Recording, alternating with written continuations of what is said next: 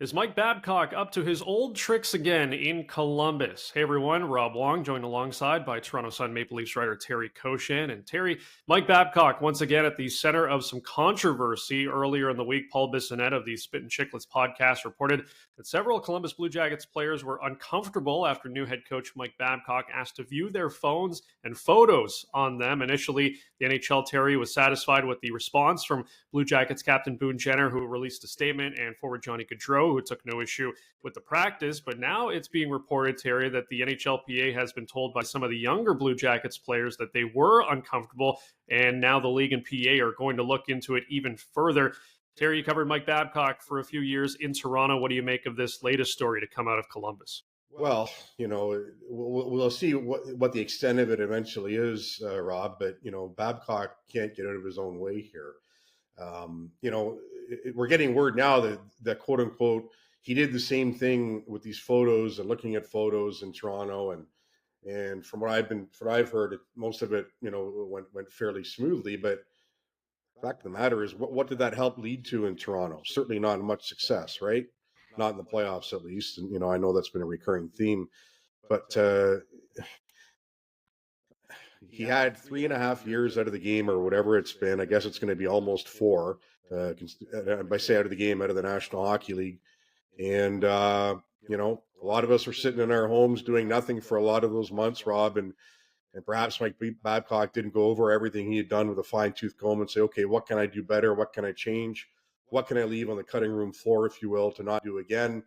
If there's any area where players might get uncomfortable, and I suspect that, well, maybe it wouldn't be a good thing to do, especially coming into a new environment. But maybe that didn't happen on his part. And, like I said, about getting out of your own way, but, he's been doing this for a while. And, maybe we're seeing that he hasn't changed as much as we maybe would have been led to believe by him.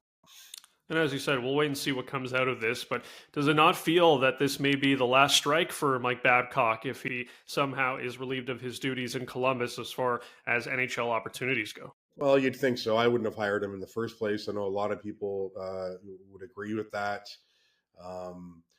He had his time in the NHL. For all intents and purposes, he was retired. He had said it much himself. And if I'm the Columbus Blue Jackets, I'm looking at this, and I would imagine it had to be part of the interview process, which I would think would have been lengthy and over many days. But you're talking Mike Babcock, and never mind what came out after, Rob. But we reported the Mitch Marner story and all that. The fact is, he barely made it through halfway through an 8-year contract here in Toronto. So you're starting at the bottom. We get it. First year they finished last overall. They come back from the playoffs next year. There's a lot of great turnaround there. But now you're working with a nucleus that has the Mitch Marners, the Austin Matthews, the William Nylanders. A bit later on, you get John Tavares. He still couldn't make it work. And I would think there'd have to be a lot of questions about his coaching methods if that didn't work. And you couldn't get it going with such a talented young group of players. But, that aside, these other things that have caught up to him, all of the stories that came out of Detroit, never mind that was coming out of the Leafs when he was let go, Johan Franzen, there's the Mike Modano thing. Even in Toronto, we had the Jason Spezza scratch. All of these things add up. And it was a little confusing that he did get another crack at it. But to answer your question, and long-winded answer, I get it. I cannot see how he would get another job in the National Hockey League if he winds up losing this one with the Columbus Blue Jackets because of this latest episode.